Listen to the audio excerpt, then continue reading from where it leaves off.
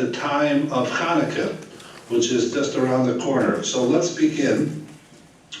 We'll learn a few lines of the Medrash, and then I'll tell you what the Medrash is. I think the Medrash is trying to impart. The pasuk begins by saying, "Vayorach es reach begodov."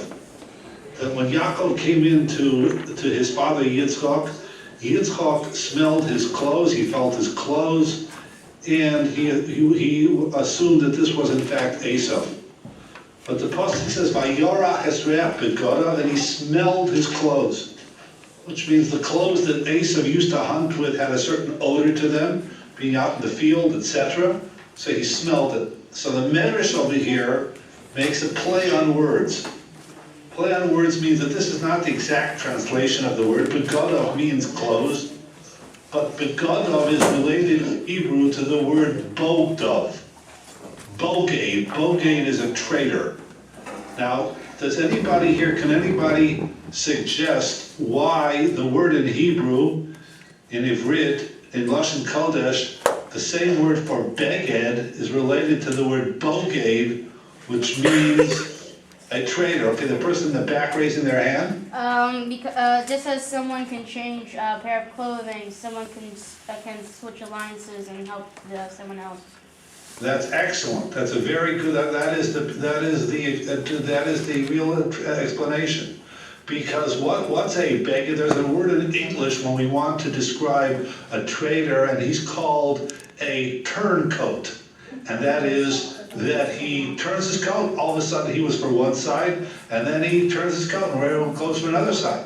You know, when I was a little boy, I remember one of my favorite things that I used to play is my mother bought me a uniform, and I mean, you're familiar with the Civil War. It was the war of the blue and the gray, and the Union soldiers wore blue and the Confederate soldiers wore gray. So this little army uniform that my mother bought me was, on one side it was blue, and then I could change it, turn it inside out, and it was gray.